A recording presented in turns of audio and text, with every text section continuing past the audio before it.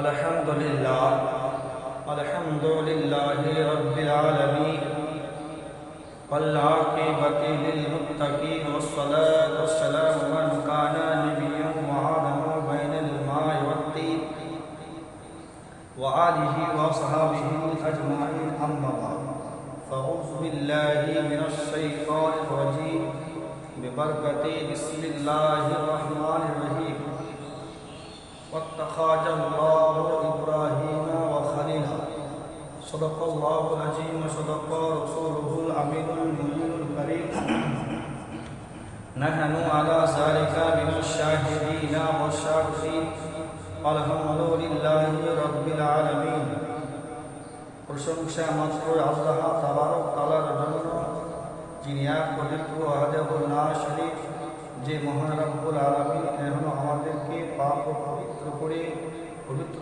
জুম্মার মসজিদে সকলকে বসিয়ে রেখেছে। তাই কালামুল্লাহর ভাষায় সকলে মহব্বতের সহিত বলুন আলহামদুলিল্লাহ। তারপরে পরে আমার আপনার নবী তথা সারা বিশ্বের নবী, নবীদের নবী, নবী মহানবী আহমদে মুস্তাফা জনাবে মুহাম্মদ রাসূলুল্লাহ সাল্লাল্লাহু আলাইহি ওয়াসাল্লামের উপরে কোটি কোটি দরুদ ও সালাম বর্ষিত হোক। সকলে মোহাব্বতের সহিত বলুন আল্লাহুম্মা আমিন। বেরাদার বিল্লাহ ইসলামিয়া, আপনারা সকলে অবগত যে আজকে পবিত্র জুম্মার দিন। তাই আমরা জানার সত্ত্বেও কিন্তু মানুষ আমরা খুব ঢিলা।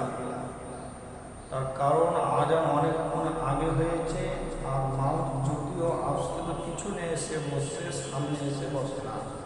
তাই বলবো জুম্মার নামাজ ইনশাল্লাহ আজিজ আমরা বহুত কাজকর্মে জড়িত থাকি, তবে জুম্মার দিন হচ্ছে খুশির দিন, একটা বিশাল একটা আনন্দের দিন। তাই সেদিনকে লক্ষ্য রেখে আমরা খুব তাড়াতাড়ি গোসল পানি উজু করে উঠিয়ে তাড়াতাড়ি মসজিদে যাওয়ার চেষ্টা করবো ইনশাআল্লাহ। তাই আসুন, আল্লাহ পবিত্র কালামের মধ্যে বলেছেন ওয়াত্তাখাযাল্লাহু ইব্রাহিম ওয়া খালিলা। আল্লাহ পাক বলছে हमने इब्राहिम अलैहिस्सलाम को अपना गहरा दोस्त बनाया। मेरा বুঝতে বলা যায়, আল্লাহ পাক আমাদেরকে বললে कि আমার নবী হযরত ইব্রাহিম আলাইহিসসালামকে আমি গভীর বন্ধু বানিয়েছি। হে বেরাদার, আল্লাহ পাক হযরত ইব্রাহিম আলাইহিসসালামকে গভীর বন্ধুত্ব বানিয়েছে। এটা আমাদের কোরআন থেকে আমরা জানতে পারলাম। হে বেরাদার, বন্ধুত্ব সম্পর্ক আলাদাই থাকে। সাধারণত আমরা মানুষ, আমাদেরও লাইফের বন্ধু ফ্রেন্ড আছে, তবে কিছু কিছু বন্ধু আছে স্বার্থের জন্য থাকে, আবার কিছু কিছু বন্ধু আছে নিজের প্রাণটা বিসর্জন করে দেয়। তবে এটা হচ্ছে দুনিয়ার মায়া, দুনিয়ার বন্ধু, দুনিয়ার ভালোবাসা। তবে আল্লাহ পাক এই যে সমস্ত পৃথিবীর জমিনের মালিক, সারা সৃষ্টির মালিক, সেই মালিক বলছে আমি হযরতে ইব্রাহিমকে আমি গভীর দোস্ত বানিয়েছি। তার মানে দোস্তর খবরই জানে। তাই আল্লাহ পাক আমাদেরকে এই নবীদের সম্পর্কে থেকে একটু কথা বলা থেকে সাবধান করে দিলেন। দোস্তর সম্পর্কে যদি বলা হয়, যদি ইব্রাহিম আলাইহিসসালামের সম্পর্কে যদি কিছু আমরা কোনো কথা বলে থাকি বা বলি বা ভাবনা চিন্তা রাখি, তবে আল্লাহ আমাদের প্রতি খুশি হবেন না, বরং নারাজ হবেন। তাই আসল বেরাদার কি হযরতে ইব্রাহিম আলাইহিসসালাম পৃথিবীর জমিনে তিনি নবী হয়ে এসেছেন। তবে তিনার পৃথিবীর জমিনে আসার পূর্বে কয়েকটি কথা আপনাদেরকে জানতে হবে। যখন নবী হযরত ইব্রাহিম আলাইহিসসালাম যখন পৃথিবীতে নবী হয়ে যখন আসেননি, তখন কার বাদশা যার নাম কিতাবের মধ্যে পাওয়া যায়, কোরআনের মধ্যে তার নাম পাওয়া যায়, তার নাম হচ্ছে নমরুদ। আমরা এই নাম শুনেছি, বিশাল ইতিহাসের পাতায় তার নাম আমরা শুনেছি। তবে মজ্জার সামনে হাজরা যে হযরতে ইব্রাহিম আলাইহিস সালামের আসার পূর্বে তিনি বাদশাহ ছিলেন। আর কেমন বাদশাহ ছিলেন? তিনি সারা পৃথিবীর বাদশাহ ছিলেন, পুরো দুনিয়াকে বাদশাহ তিনি ছিলেন। বেরাদার মিল্লাত ইসলামিয়া, বাদশাহ তিনার রাজত্ব পৃথিবীর জমিনে ছিলেন। ইতিহাসের কেতাবে, তারিখের কেতাবে দেখতে পাওয়া যায় যে 4 জন ব্যক্তি যারা দুনিয়াতে রাজত্ব করেছে পুরো পৃথিবীটাতে, তাদের মধ্যে 2 জন মুমিন ছিলেন, মানে ইমানদার ছিলেন, আল্লাহর পথে ছিলেন। আর 2 জন ব্যক্তি বেদী অর্থাৎ কাফের মুশরিক ছিলেন। বেরাদার, প্রথম 1 নম্বর যিনি সারা পৃথিবীতে দুনিয়াতে রাজত্ব করেছেন, যার বাদশাহী দুনিয়াতে পৃথিবী চলেছে, তিনি হলেন কে? তিনার নাম কিতাবের মধ্যে পাওয়া যায় সিকান্দার জুলকারনাইন রাহমাতুল্লাহ আলাইহি। আর দ্বিতীয়ত হযরত সুলাইমান আলাইহিস সালাম। এই 2 জন ব্যক্তি বাদশাহী রাজত্ব পুরো পৃথিবীতে ছিল।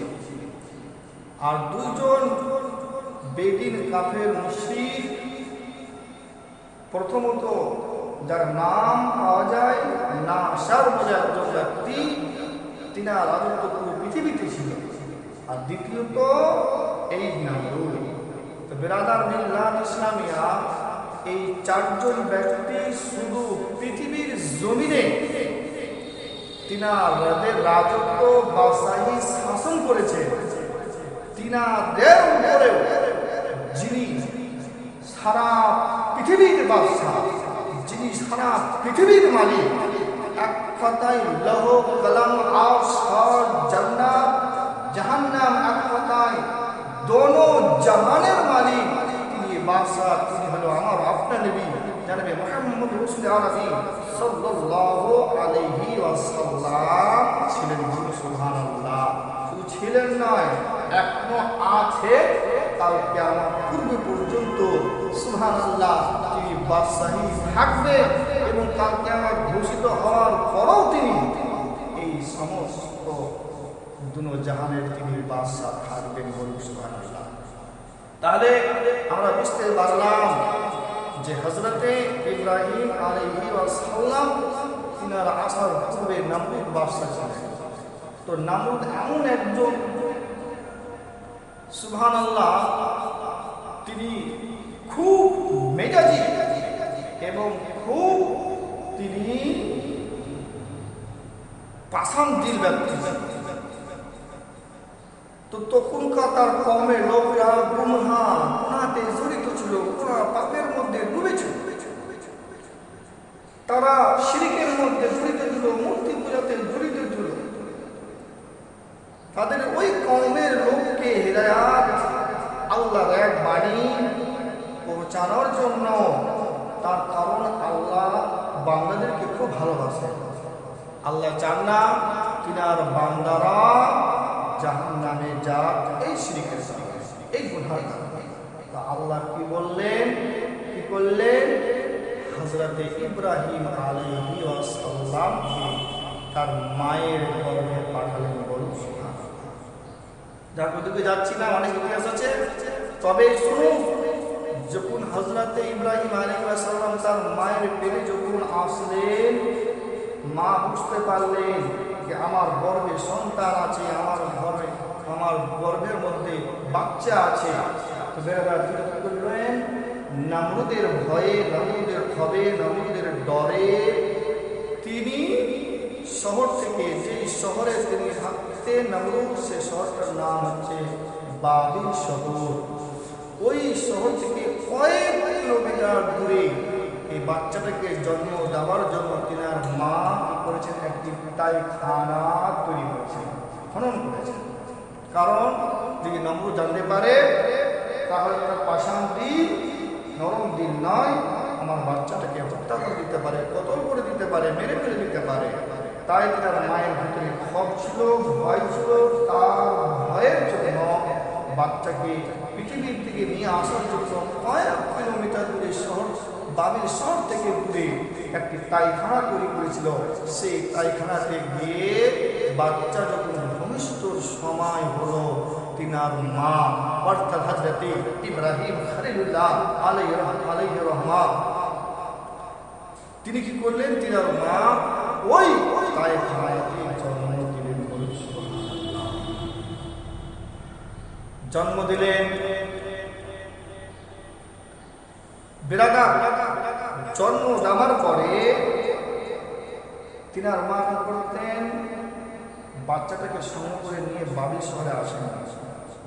তিনার মা ওই তাইখানার মধ্যে বাচ্চাকে রেখে লালন পালন করে আবার তিনি বাবিল শহরে আসতেন। যখন দুগ্ধ পান করার সময় হতো আবার সেই তাইখানাতে যেত, আবার দুগ্ধ পান করে দিত, আবার লালন পালন করে আবার পুনরায় চলে আসতো। তার কারণ নমরুদের ভয়ে। হে ব্রাদার বিল্লাহ ইসলামিয়া, আল্লাহ পাক এইভাবে তিনি লালিত পালিত হবে। তাই আল্লাহ তাবারক তাআলা তাকে বাঁচিয়ে রাখবেন পৃথিবীর জমিনে। তার দ্বারা ইসলাম কায়েম হবে, তার দ্বারাই আল্লাহর বাণী প্রচার হবে। তাই তিনি তিনার মা দুগ্ধ পান করাতে যেতে ঠিক হবে। তো বেরাদার, আমাদের সাধারণত বাচ্চা দুনিয়ার পৃথিবীর জমিনে আলে মা দুগ্ধ পান করায়।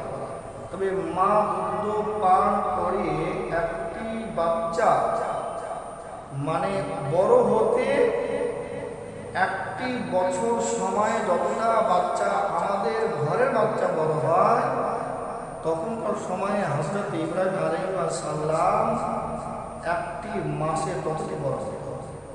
তার মানে বোঝা যায় হযরত ইব্রাহিম আলাইহিস সালাম 1 মাসে যতটি বড় হতো, আমাদের ছেলে অথবা মেয়েরা বড় হতে সময় 1 বছর লাগতো। তাহলে ভেবে নেন কত তাড়াতাড়ি তিনি বড় হতেন। বেরাদার মিল্লাত ইসলামিয়া, যখন তিনার বয়স 12 থেকে 13 বছর বয়স হলো বেরাদার, তখন তিনাকে ওই তাইখানা থেকে তিনার মা বাবিল শহরে নিয়ে আসে। তো বেরাদার, যখন তিনার মা তাকে যখন নিয়ে আসে, সেই সময়টা ছিল সূর্য ডুবা অবস্থা। সূর্য ডুবতে যাচ্ছে আর সন্ধ্যা লাগছে, আর আসমানের সিতারা তারাগুলো ফুটে উঠছে। তার মানে আসমানের সিতারা 24 ঘন্টায় জ্বলে। হয়তো আমরা অত জানি না, সূর্যর আলো থাকার কারণে আমরা সেটা দেখতে পাই। সিতারা আমরা আল্লাহ পাক সব সময় জ্বলে রাখে। সায়েন্টিস্টের ভাষায় এই সিতারাগুলো দেখতে ছোট হলেও কিন্তু এরা আকৃতিতে অনেক অনেক অনেক অনেক, তবে ওখানে মানুষ পৌঁছানো সম্ভব নয়। তবে আসুন, যেটা বলতেছিলাম কি আল্লাহ পাক হযরতে ইব্রাহিম খলিলুল্লাহ রাদিয়াল্লাহু তাআলা আনহু, তিনার মা ওই সময় সূর্য ডোবার পর আসমানের সিতারাগুলো আলো জ্যোতি ফুটে উঠছে। তখন তিনার মা ওই তাইখানা থেকে বের করলেন। যেমনি দুনিয়া পৃথিবীর জগৎ যখন আলো, সিতারার আলো দুনিয়া দেখলেন, মানুষকে যখন তিনার দৃষ্টিপাত করলেন, তখন দেখছেন মানুষ সিঁড়িতে জড়িত। কেমন জড়িত? কেউ দেখছে সূর্যকে পূজা করছে, কেউ দেখে মূর্তিকে পূজা করছে, কেউ আবার নক্ষত্রকে পূজা করছে, কেউ আবার বিভিন্ন পূজাতে ব্যস্ত। সর্বপ্রথম তিনি আশা মাত্রই সুবহানাল্লাহ, তখন তিনার মাকে জিজ্ঞাসা করলেন। কি জিজ্ঞেস করলেন? মাকে জিজ্ঞাসা করছেন, আম্মা জান, আমার রব কে? আমার রব কে, মানে আমার পালনেওয়ালা কে, আমার পালনেওয়ালা কে? তো তিনার মা বললেন, বেটা আমি হচ্ছি তোমার পালনেওয়ালা।